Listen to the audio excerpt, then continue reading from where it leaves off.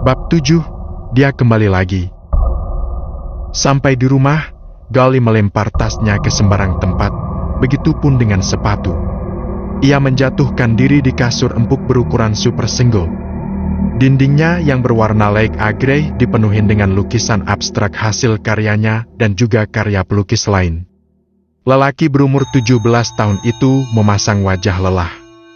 Badannya teras lengket, tetapi terlalu malas untuk mandi padahal kamar mandi sudah tersedia di sana. Mata Gali menutup sempurna, hidungnya menarik napas dalam, menghirup aroma sitrus kuat-kuat. Terdengar suara pintu diketuk di luar, ia mempersilakan seseorang untuk masuk. Seperti biasa, Bidedeh akan mengantarkan susu setiap malam hari. Apalagi anak tuanya baru datang, tentu bukan hanya susu yang dibawa, tetapi sepiring nasi lengkap dengan lauk pauk. Padahal gak usah, Bi, lagian udah malam, udah jam ke-8. Gak sehat makan malam-malam. Ucap Gali lemas. Ya gak apa-apa tuh, Den. Kan, siapa tahu Den Gali teh lapar. Orang ibu sama bapak udah nyuruh kayak gitu tadi di telepon. Wanita berusia 55 tahun itu menyimpan nampan di atas nakas. Oh, mereka nggak pulang lagi? Baguslah. Katanya ada kerjaan. Emangnya gak nelpon ke Den Gali gitu? Gali hanya menggeleng. Ia langsung mengubah posisi tidurnya membelakangi asisten rumah tangganya. Bidedeh pun berpamitan, tak lupa meminta agar makanan yang ia bawa dihabiskan. Pintu kamar ditutup. Gali kembali bangun, lantas mengambil tasnya karena ingat ponsel berada di dalam tas. Dibukanya bagian kantung depan, benda yang ia cari tidak ada. Lantas, ia membuka tas bagian belakang. Akan tetapi, urung karena seseorang mengetuk pintu.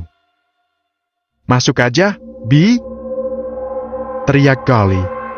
Ketukan semakin kencang dan sering. Merasa aneh, ia pun turun dari ranjang. Ada perasaan kesal, sebab Gali menganggap Bidedeh mempermainkannya. Saat pintu dibuka, Gali kaget karena di luar tidak ada siapa-siapa. Bidedeh!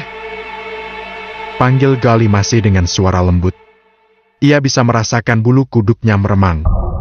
Gali mencoba mengacuhkan, berpikir kalau itu hanya perasaannya saja.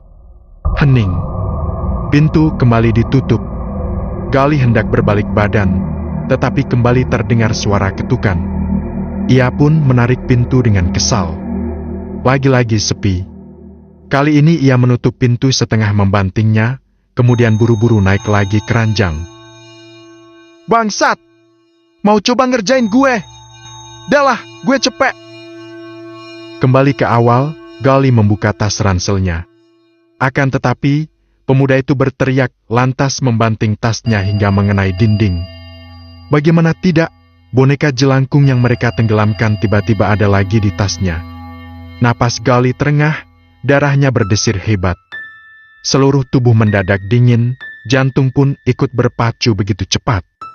Gali berusaha untuk tenang, ia turun dari ranjang lantas mengambil tasnya kembali untuk mengambil ponsel.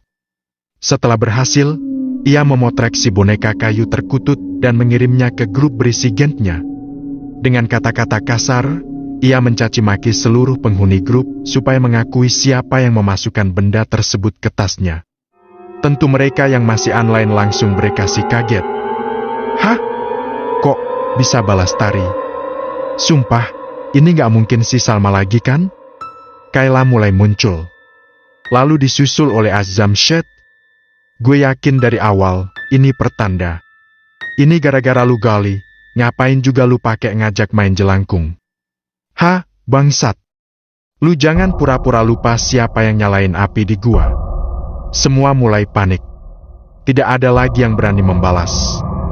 Gali terus saja mengintimidasi Azam, melimpahkan semua kesalahannya pada Azam. Gali mengatakan, mungkin kalau api tidak dinyalakan, setan-setan tidak akan muncul. Besok kalian datang ke sini, gue nggak mau tahu. Kita buang benda silan ini. Gimana pun caranya. Gali melempar ponsel ke tempat tidur. Ia sendiri buru-buru keluar dari kamar. Gali memilih berdiam di lantai bawah, tepatnya di ruang keluarga. Dengan ekspresi panik, ia mondar-mandir, mencoba mencari solusi. Pandangannya beralih pada jendela besar yang menghadap ke kolam renang. Secara tiba-tiba ia melihat sesuatu jatuh ke kolam dengan jeritan yang begitu melengking. Gali langsung berlari, memastikan benda apa tadi. Ia menggeser paksa pintu yang juga terbuat dari kaca. Suasana justru sepi. Hanya saja air di kolam tampak kurang tenang, bergerak-gerak seperti bekas dipakai seseorang. Gali langsung berlari ke dalam, meraih telepon rumah untuk menelpon Baris. Ia meminta Baris datang, berharap bisa menginap di rumahnya sekarang. Hampir 5 kali Gali menelpon, tetapi sama sekali tidak ada yang mengangkat. Karena sulit mengontrol emosi, ia pun membanting telepon. Sialan! Tidak ada pilihan lain, Gali memilih pergi dari rumah, pergi ke tempat di mana ia sering berkumpul bersama teman-teman klub motornya. Mungkin dengan cara itu, Gali merasa bisa melupakan kejadian barusan. Butuh waktu sekitar 20 menit menggunakan motor besar. Akhirnya Gali sampai di tempat tujuan. Sebuah kafe yang memang dijadikan tempat tongkrongan. Pemuda itu merasa lega, sebab suasana kafe begitu ramai, ada beberapa temannya di sana yang tengah asyik menikmati secangkir kopi. Lo udah selesai acara, Gal? Tanya Rifki. Ya udah, makanya gue ada di sini. Kusut amat muka lu, bro. Kenapa? Tanya teman yang lain. Gal enggan menjawab. Ia memanggil pelayan, lalu memesan kopi. Tak lupa mengeluarkan sebatang rokok. Dengan cara seperti ini, Gali merasa bisa melepaskan beban di kepala. Tak sengaja pandangan Rifki tertuju ke arah parkiran. Dahinya mengernyit saat melihat seorang gadis berdiri di samping motor Gali. Rifki pikir mungkin Gali bertengkar dengan gadis itu dan memilih meninggalkannya di sana. Lu kalau berantem seenggaknya jangan ninggalin cewek di luar. Ucap Rifki seraya menepuk bahu Gali. Ngomong apaan lu? Gak jelas. Tuh, cewek lu kan? Ajaklah bawa ke sini. Kalau lu gak mau, buat gue juga gak apa-apa. Dahi Gali mengernyit. Ia menoleh ke arah parkiran, tetapi tidak ada siapa-siapa di sana. Gali pun memilih mengabaikan ucapan temannya. Pikiran sudah terasa kacau, ia terlalu melas meladeni candaan si pria berambut pirang. Pagi hari, Bangkus turun dari bukit menuju hutan. Ia akan mengumpulkan ranting kering karena persediaan di rumahnya sudah habis. Satu demi satu ranting dikumpulkan di atas karung yang digelar di tanah. Nantinya akan disatikan dan diikat. Saat mengambil ranting, fokus Bangkus tertuju pada salah satu pohon. Ia sampai memicingkan mata, mendekati batang pohon dengan ekspresi aneh. Ranting di tangannya buru-buru diturunkan, pria parubaya itu kembali mengamati batang. Tangannya menyentuh sesuatu berwarna merah, lalu mengendusnya. Bau darah, tapi ini sudah kering. Ada apa sebenarnya? Bangkus mundur perlahan. Tangannya dilipat di dada. Pria itu memejamkan mata, mencoba menelisik kejadian demi kejadian lewat mata batin. Sekelebat bayangan hitam putih terlintas, di mana tadi terkena semburan darah yang berasal dari pohon. Terdengar suara kikikan. Bangkus membuka mata lalu mendongak. Ia melihat si penghuni pohon duduk dengan tenang sembari mengayunkan kakinya. Siapa saja pasti tidak sudi melihat makhluk berlumuran darah yang matanya hampir saja lepas. Gegas Bangkus berpaling. Ia membereskan ranting kemudian pergi meninggalkan sosok tadi. Ada yang disesali Bangku, seharusnya saat acara kemah berlangsung, ia ikut terjun ke lapangan sampai semua selesai. Sementara di sebuah rumah mewah bercat putih dengan nuansa goat, Gali dan teman-temannya berkumpul di halaman belakang. Untuk 1 hari setelah acara berkemah, sekolah diliburkan. Setidaknya mereka ada waktu untuk berkumpul membahas masalah jelangkung. Di tengah gengah mereka berdiri, sudah ada tong sampah besar. Mereka berencana membakar boneka jelangkung. Tidak ada pilihan lain, karena dibuang pun pasti akan kembali lagi. Ini gak akan kenapa-napa? Tanya Azam. Justru ini cara satu-satunya buat musnahin nih benda sialan. Jawab Gali. Matanya lelah karena semalaman ia tidak tidur. Setiap kali memejamkan mata, selalu ada bayangan mengerikan. Gali terpaksa bergadang di kos teman, baru pulang setelah azan subuh. Harusnya ini dibakar sama orang bisa, Gal. Seenggaknya dibacain dulu. Baris memberi pendapat. Kelamaan. Udah kita bakar aja, biar setannya ikut mati. Akhirnya Azam mulai menyalakan korek, melemparnya ke tempat sampah. Jelangkung sudah ditumpuk oleh sampah kering supaya mudah terbakar. Api menyala begitu besar. Gali menghela napas berkali-kali, berbeda dengan teman-temannya yang tampak gelisah. Bab 8, Setetes Darah. Diiringi suara gagak yang menyalak, Mbah Engkus tengah berkeliling halaman rumah sembari membaca jangjaukan. Ia membawa tampah yang diisi kendi air dan kemenyan yang dibakar. Pria itu lantas mengucurkan air dari dalam kendi tersebut di sekitar tanah dekat pintu rumah. Firasatku mang benar, kemarin pasti ada apa-apa. Gumam Mbah Engkus setelah duduk di ambang pintu yang terbuka. Ia menatap keasrian gunung dan pepohonan yang hijau. Mata batinnya menelisik penuh konsentrasi. Riuh angin di sekitarnya bergesekan dengan daun-daun, tetapi terdengar pula bising suara lain. Bagaikan berada dalam kerumunan orang, suara-suara yang terdengar tidak begitu jelas. Mbah Engkus lantas berdiri, menarik pintu rumah supaya tertutup. Pria itu lantas turun dari halaman yang memang berada di posisi tanah tinggi. Seraya berjalan, Mbah Engkus kembali menelisik pepohonan. Sedetik tadi ia seperti melihat sesosok makhluk mirip lutung putih dengan postur tubuh besar dan berbayang. Saat ditengok, wujudnya benar-benar tidak tampak. Mereka seakan-akan hanya bisa dipergoki oleh ekor mata saja. Kejadian aneh di hutan membuatnya cemas. Takut terjadi sesuatu pada lingkungan kampung di bawah gunung. Maka, Mbah Engkus pun turun untuk mencari tahu. Ia berjalan di area persawahan, bertegur sapa dengan warga yang berpapasan. Langkah Mbah Engkus berbelok menuju satu rumah. Rumah yang dilihat Salma ketika rombongan SMA Bakti pulang kemah. Ya, rumah neneknya Nea. Tampak, wanita berusia sekitar 70-an itu sedang menjemur panganan bernama opak. Mak! Sapa Mbah Engkus sembari duduk di balai bambu. Tumben turun, Kus! Aya naon? Wanita bernama Maksunijah itu selesai pada pekerjaannya. Kini, ia duduk di balai yang sama untuk membersihkan bawang kucai. Mbah Engkus tak lantas menjawab. Ia memperhatikan keadaan rumah yang begitu sepi. Bara sama anaknya sudah pulang ke Jakarta. Mak, sudah. Barengan sama anak-anak kota yang kemah waktu itu. Sorenya, Bara berangkat ke Jakarta. Ya, liburan mereka udah 5 hari di sini. Kebanyakan cuti harus kerja lagi katanya. Mak Sunijah menengok ke arah Mbah Engkus yang diam membisu. Ia menatap ke arah timur, tepatnya menuju gunung dan hutan yang ia jaga. Mak ngerasa ada yang aneh gak 2 malam terakhir ini? Tanya Mbah Engkus, mengalihkan pembicaraan yang sebenarnya lebih ingin ia utarakan selain berbasa-basi menanyakan anak dan cucu Mak Sunijah. Kamu curiga sesuatu?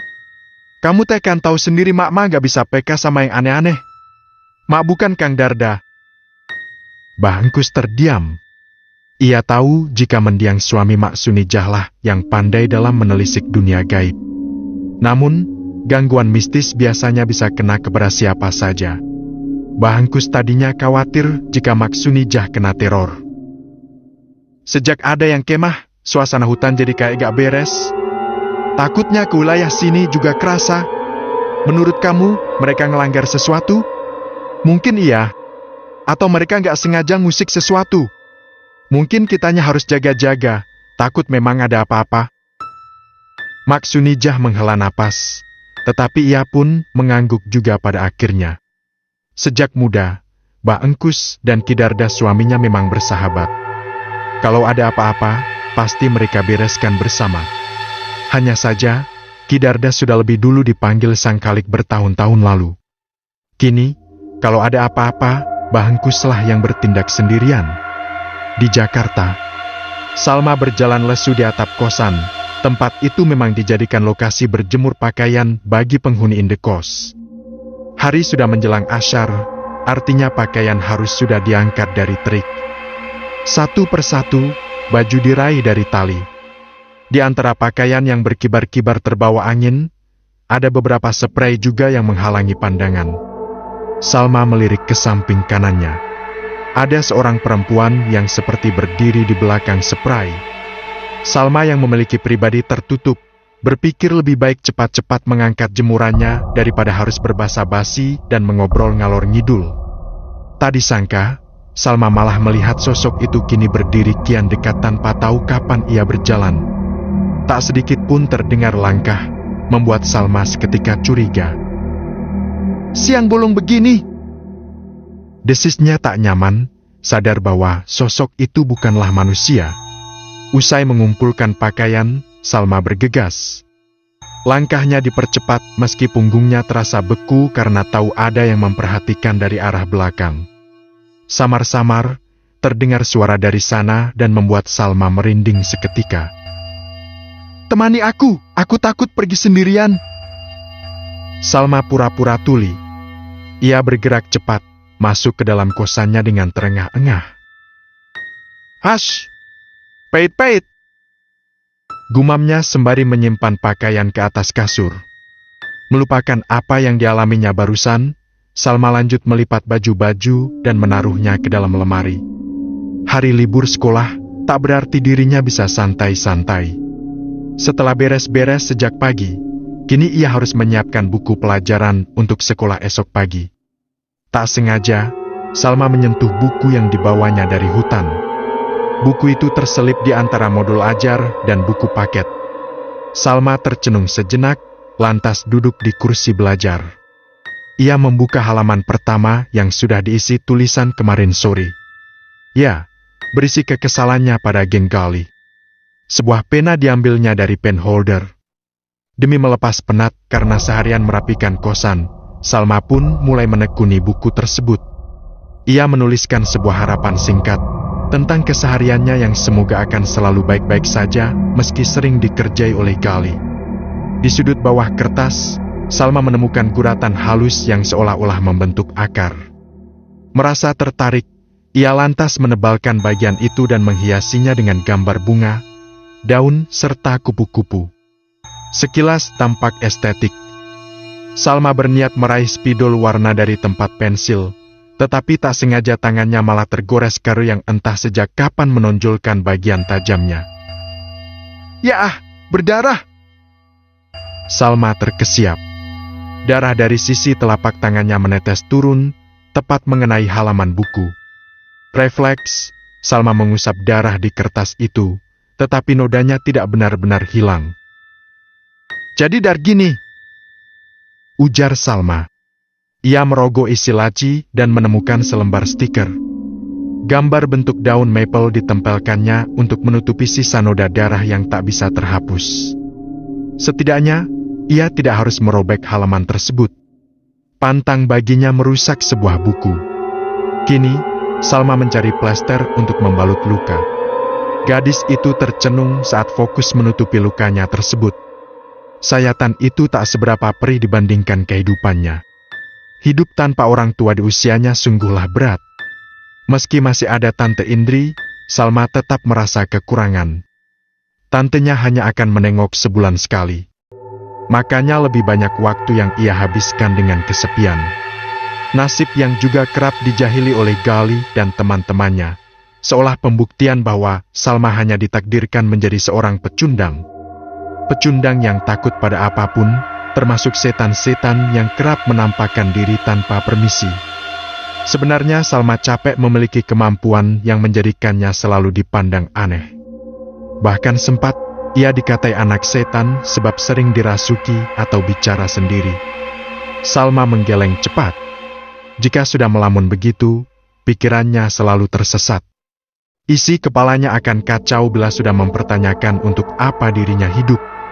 Daripada berpikir yang tidak-tidak, ia memilih untuk keluar dari kosan, mencari makan sekaligus camilan untuk malam nanti. Ruangan itu pun ditinggalkan penghuninya. Suasana sepi langsung terasa. Buku yang masih dalam kondisi terbuka di atas meja mulai berdesir pelan. Sisa darah Salma yang tidak tertutupi stiker tiba-tiba lenyap seolah diserap oleh buku tersebut. Keesokan harinya, Salma berjalan pelan ketika memasuki area sekolah. Matanya awas mencari-cari keberadaan Gali untuk dihindari. Ia ingin selamat, tidak dijahili lagi. Namun, harapannya itu tak mudah terwujud. Baru saja ia berlari ke arah pintu kelas, Gali langsung menghadangnya. "Gimana lu bisa keluar kemarin?" Pertanyaan yang sebetulnya tak perlu dipertanyakan. Memangnya Salma harus patuh pada ucapan Gali yang menyuruhnya bermalam di sekolah? Salma berkeras hati ingin mengatakan protesnya, tetapi ia tak memiliki keberanian itu. "Ada Pak Ujang." Salma menjawab pelan. "Terus lu bilang kalau kita yang ngurung lu di kelas bawah?" Sentak Azam. "Enggak." Salma menggeleng. "Awas saja kalau lu ngadu yang enggak-enggak," ancam Gali. "Palingan dia ngadunya sama hantu, Gal." Timpal baris.